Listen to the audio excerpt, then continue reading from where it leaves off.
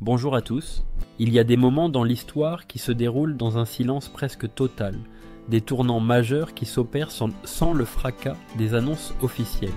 Imaginez un coup de théâtre qui ne fait pas les gros titres, une décision qui ne nécessite aucune conférence de presse, mais qui redessine pourtant les contours de l'avenir. Un accord conclu dans l'ombre, sans poignée de main filmée, ni discours solennel. C'est précisément le drame silencieux qui s'est joué avec General Motors, le titan de l'industrie automobile américaine. Il n'y a eu aucun président, aucun dirigeant de premier plan sous les feux des projecteurs, absolument rien de tout cela. À la place, une simple signature apposée sur un contrat entre le géant de Détroit et le Canada. Cet acte, en apparence anodin, a pourtant suffi à rediriger des milliards de dollars, à déplacer des milliers d'emplois et à réorienter l'avenir de toute une industrie vers le nord, loin de son berceau historique. Cet événement n'était pas une simple expansion, ni une fusion stratégique, c'était quelque chose de bien plus profond, de bien plus radical. C'était un exode silencieux, une fuite orchestrée loin des regards. L'ampleur de ce mouvement était passée quasiment inaperçue aux États-Unis, où les gros titres étaient saturés par les guerres commerciales, les discours politiques enflammés et les polémiques sans fin. Pendant que l'attention était détournée, General Motors opérait en coulisses un virage stratégique d'une importance capitale.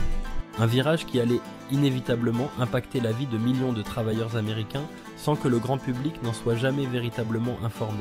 Le plus troublant dans cette affaire, ce n'est pas tant la décision de croissance, mais bien une stratégie d'évasion. Le géant américain ne fuyait pas des problèmes de production ou une crise passagère. Non, il fuyait un environnement économique et politique devenu trop imprévisible, trop incertain pour ses ambitions industrielles à long terme. La question demeure, pourquoi personne n'a rien vu venir? Pourquoi aucun signal d'alarme n'a retenti? Pourquoi le gouvernement américain, le gardien présumé de sa propre économie, est-il resté spectateur, observant cette transformation monumentale dans un silence assourdissant? La vérité, c'est que cette décision n'a pas seulement redéfini l'avenir de General Motors. Elle a exposé une faille cachée, une fissure profonde dans la structure même de l'économie américaine. Si ce que vous entendez jusqu'à présent éveille votre curiosité et que vous souhaitez découvrir les dessous de ces grandes manœuvres qui façonnent notre monde, alors c'est le moment idéal pour nous donner de la force. Nous visons l'objectif de 16 000 abonnés et chaque nouvel abonnement est une pierre ajoutée à l'édifice. Prenez une seconde pour vous abonner et activer la cloche des notifications. C'est un geste simple pour vous, mais qui nous aide énormément à continuer de produire des analyses fouillées comme celle-ci. Votre soutien est notre moteur, merci infiniment et continuons ensemble ce voyage dans les coulisses du pouvoir. Parfois, les plus grands bouleversements se produisent sans le moindre bruit et ce qui s'est passé n'était que le commencement d'une longue série de conséquences. Imaginez un instant des villes entières, des communautés bâties sur des décennies autour d'une seule et même industrie, se retrouvant soudainement face à un vide abyssal. Les usines, qui constituaient autrefois l'épine dorsale économique et sociale de ces régions, ferment leurs portes, les unes après les autres, dans une indifférence presque générale. Des milliers de familles, des générations entières qui avaient trouvé un emploi stable, un foyer et une véritable identité dans les usines de General Motors, se sont retrouvées abandonnées, laissées pour compte. Et tout cela s'est produit sans le moindre avertissement, sans la moindre préparation. Des noms de villes comme Flint, Lordstown ou encore Spring Hill résonnaient autrefois comme des symboles de la puissance industrielle américaine. Ces villes vibraient jour et nuit au rythme des chaînes de montage, elles fabriquaient des moteurs, assemblaient des véhicules et produisaient ce qui incarnait la force et la prospérité du pays. Les rues y étaient animées, les enfants fréquentaient des écoles financées par la réussite de l'entreprise et les familles étaient unies par une loyauté indéfectible envers ce géant qui les faisait vivre.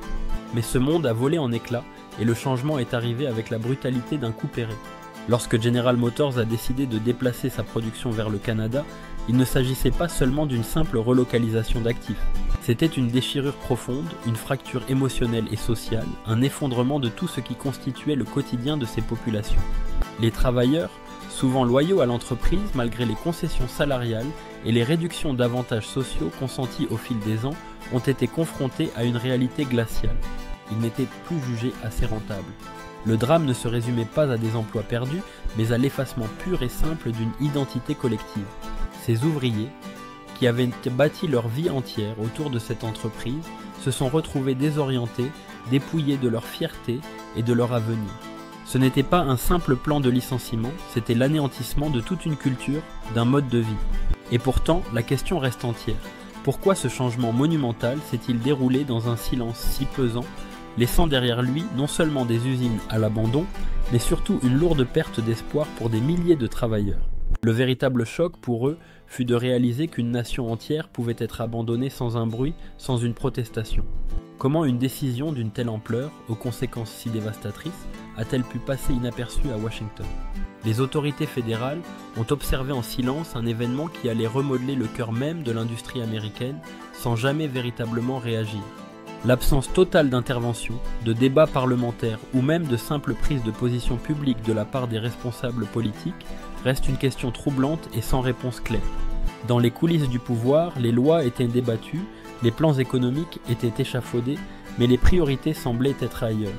Pendant que General Motors déplaçait discrètement des milliards de dollars et des milliers d'emplois de l'autre côté de la frontière canadienne, l'appareil politique américain semblait paralysé. Un tel mouvement de capitaux et de production aurait dû déclencher toutes les alarmes, éveiller les consciences des législateurs. Mais au lieu de cela, Washington s'est retrouvé englué dans un tourbillon de politiques partisanes, d'intérêts divergents et de luttes intestines. Le système, qui était censé protéger les travailleurs et l'industrie nationale, a lamentablement échoué. Les signes avant-coureurs de ce grand déclin étaient pourtant là, visibles pour qui voulait bien les voir, mais les décideurs politiques ont préféré regarder ailleurs. Les débats essentiels sur les droits du travail, la concurrence internationale, la relocalisation industrielle et les choix économiques stratégiques ont été étouffés par des querelles idéologiques stériles. Chaque camp politique se battait pour ses propres idées plutôt que pour un avenir commun et prospère pour le pays. L'Amérique a regardé son industrie partir, mais elle n'a pas agi. La lenteur de la machine politique américaine à s'adapter à un monde en pleine mutation est absolument frappante. Les législateurs avaient pourtant toutes les cartes en main pour créer un environnement plus compétitif pour préparer l'industrie automobile de demain. Au lieu de cela, ils ont trop souvent opté pour les titres accrocheurs, les mesures à court terme et les solutions de façade qui ne répondaient en rien aux besoins réels et profonds de l'économie. Le silence de Washington n'a pas seulement permis à l'industrie de s'échapper, il a ouvert la porte à une nouvelle ère. Une ère où les choix stratégiques cruciaux ne sont plus entre les mains des Américains mais se décident ailleurs. Tandis que les États-Unis se perdaient dans des débats sans fin, le Canada, lui, avançait ses pions avec discrétion et une efficacité redoutable. Là où Washington tergiversait, Ottawa agissait et prenait des mesures concrètes. Le gouvernement canadien, en étroite collaboration avec ses provinces les plus industrialisées comme l'Ontario et le Québec, a su bâtir un écosystème extrêmement favorable aux investissements étrangers. Ils ont créé un lieu où les entreprises pouvaient s'implanter et prospérer en toute sérénité, loin des aléas d'une politique intérieure américaine fracturée et imprévisible. Les incitations fiscales généreuses, les garanties sur les infrastructures modernes et surtout une stabilité politique à toute épreuve ont fait du Canada un terrain de jeu irrésistible pour les géants comme General Motors. Alors que l'Amérique était profondément divisée, le Canada a offert aux entreprises ce dont elles avaient le plus besoin, la prévisibilité. Là où les États-Unis peinaient à adopter des politiques industrielles claires et durables, le Canada fournissait des réponses limpides et efficaces aux besoins du secteur automobile. C'est ainsi que General Motors, poussé par une quête de stabilité et de certitude, a fait le choix rationnel de déplacer une part significative de sa production vers le nord. Ce n'était pas une trahison, mais une décision stratégique mûrement réfléchie, avec un seul objectif, s'assurer que l'entreprise puisse continuer à évoluer sans être constamment freinée par l'incertitude politique grandissante aux États-Unis. Le message envoyé était à la fois simple et puissant.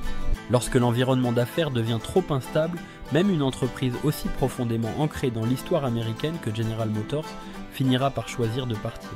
Dans ce cas précis, c'est le Canada qui a su offrir une voie d'évasion, un refuge où l'industrie automobile pouvait prospérer à l'abri des turbulences. Ce choix n'a pas seulement porté un coup dur à l'industrie américaine.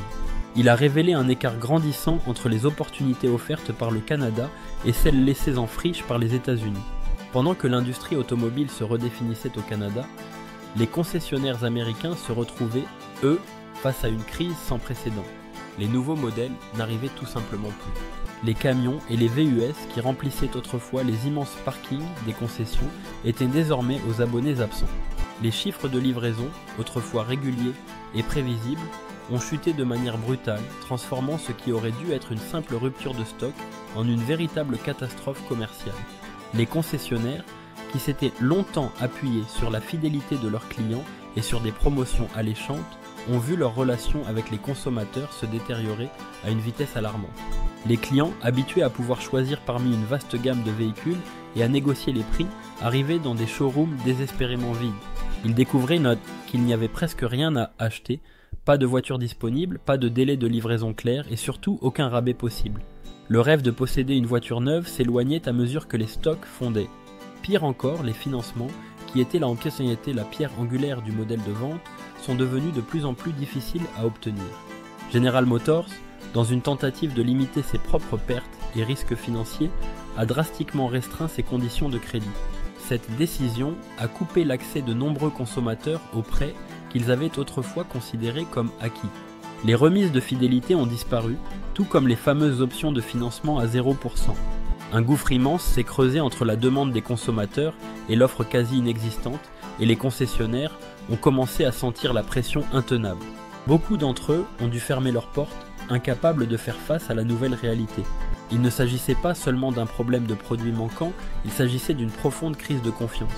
Les clients se sentaient trahis par une marque à laquelle ils avaient accordé leur loyauté pendant des décennies.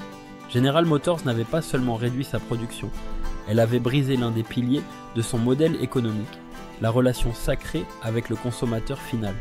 Dans le vide laissé par General Motors, d'autres marques, jugées plus fiables et mieux organisées, ont commencé à prendre de l'ampleur, captant une clientèle déçue et frustrée.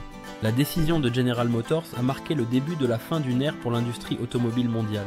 L'Amérique, qui incarnait autrefois l'épicentre incontesté de la fabrication automobile, s'est retrouvée progressivement marginalisée. Alors que d'autres régions du monde prenaient les devants, le centre de gravité de l'industrie s'est déplacé vers le Canada, l'Europe, la Corée du Sud et la Chine. Le modèle industriel américain, centré sur la production de masse et une main-d'œuvre traditionnelle, n'a pas su s'adapter aux nouvelles exigences d'un marché globalisé et hyper compétitif. L'innovation, l'agilité et l'adoption rapide de nouvelles technologies sont devenues les nouvelles priorités, et ces régions ont su répondre à ces défis bien mieux que les États-Unis. Le Canada, par exemple, a créé un environnement d'affaires stable et prévisible. La vérité est simple, le modèle industriel traditionnel est désormais obsolète. Les nouvelles usines ne sont plus de simples chaînes de montage, elles sont des centres de données où l'intelligence artificielle et l'automatisation dominent. La voiture de demain n'est plus une simple machine à rouler, c'est une machine qui collecte des données, qui optimise les trajets et qui communique en temps réel avec son environnement. L'industrie automobile mondiale se réorganise sous nos yeux, et les États-Unis, autrefois leaders incontestés, sont devenus une destination parmi d'autres.